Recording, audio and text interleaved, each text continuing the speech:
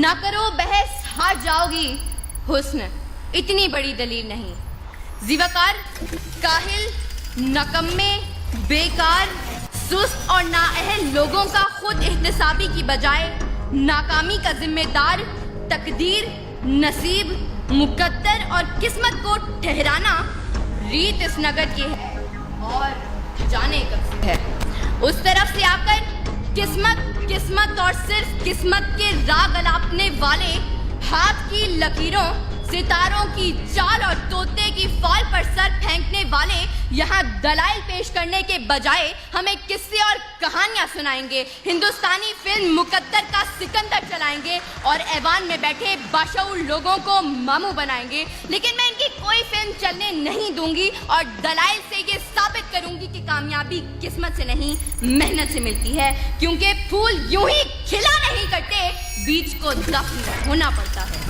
صدر علی وقار، کامیابی اجتماعی ہو یا انفرادی، دنیاوی ہو یا اخروی، اس کا تعلق صرف اور صرف محنت سے ہے. انسان چاند پر قدم رکھنے میں کامیاب ہوا تو وجہ قسمت نہیں محنت تھی. انسان انسانی جسم کے اعضاء کی پیوند کاری کرنے میں کامیاب ہوا تو وجہ قسمت نہیں محنت تھی. انسان لاکھوں من لوہے کو ہواؤں میں اڑانے میں کامیاب ہوا تو وجہ قسمت نہیں محنت تھی. اور 14 اگست 1947 کو جب یہ پاکستان دنیا کے نقشے پر ابھرا تو اس کامیابی کی وجہ کوئی قسمت، مقدر یا تقدیر نہیں بلکہ تحریک پاکستان میں شامل لوگوں کی محنت اور صرف محنت تھی. ابد ہے شکوائے تقدیر یزداں، تو خود تقدیر یزداں کیوں نہیں.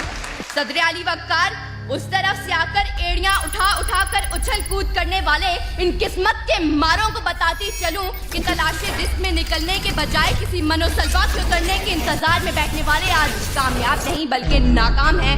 پیاس بجھانے کے لیے کنویں تک چل کر جانے کے بجائے مقدر سے کنویں کو کھینچ کر پاس لانے والے آج کامیاب نہیں بلکہ ناکام ہیں. ظالم کے آگے سر اٹھانے کے بجائے ظلم کا نشانہ بنے ہاتھ کے ہاتھ دھرے منتظر پردہ رہنے والے مظلوم آج کامیاب نہیں بلکہ ناکام ہیں. پلٹنے، جھپٹنے اور جھپٹ کر پلٹتے ہوئے لہو کو گرمانے کے بجائے قسمت کے مارے کرگس بن کر بیٹھنے والے آج کامیاب نہیں بلکہ ناکام ہیں.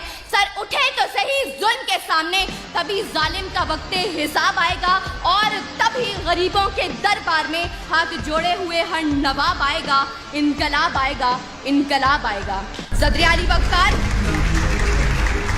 وقار، اگر آج ہم نے کامیابی کا صحرا محنت کے سر سے اتار کر زبردستی قسمت کے سر پر رکھ دیا تو یاد رکھیں کہ طوفان میں موجوں سے مقابلہ کر کے کشتی کو ساحل پر اتارنے والے ملاح کشتی کو قسمت کی لہروں پر چھوڑ دیں گے اور اپنے ہاتھوں سے چپو توڑ دیں گے. منزل کی طرف گامزن متحرک قافلے اپنے سفر قسمت کے قدموں میں ڈال کر جمود کی چادر اوڑھ لیں گے. یہ طلباء و طالبات ہاتھ کی لکیروں میں گم ہو کر کتابیں پڑھنا چھوڑ دیں گے. جد و جہد، محنت، کوشش، کام اور بس کام کے فلسفے کو چھوڑ کر فٹ پاتھ پر بیٹھے عامل، بابا، نجومی اور بنگالی جادوگروں سے ناتا جوڑ لیں گے. اور آج کے اس مباحثے کے منصفین، مقررین کی تیاری دلائل اور محنت کو دیکھ کر نمبر لگانے کے بجائے آخر میں اول، دوم اور سوم آنے والوں کے لیے قسمت پوری کھول دیں گے. سچ ہے جو بات سرے دار سنائی جائے، ایک نہیں ہاں کئی بار سنائی جائے. یہ جو قسمت ہے، مقدر ہے، نہیں مانتی میں وہ کمائی ہے جو محنت سے کمائی جائے. صدر علی وقار، اگر میرے ان تمام دلائل کے باوجود اگر اب بھی کوئی قسمت اور صرف قسمت کے راگ الاپتے ہوئے مقدر کے کچے گھڑے پر بیٹھ کر دریا پار اپنے مہیوال سے ملنے کی طلب رکھے تو اس کے لیے اتنا ہی کہتے ہوئے اجازت چاہوں گی کہ بے عمل دل ہو تو جذبات سے کیا ہوتا ہے، دھرتی بنجر ہو تو برسات سے کیا ہوتا ہے عمل لازمی تکمیل تمنا کے لیے، ورنہ رنگین خیالات سے کیا ہوتا ہے. شکریہ.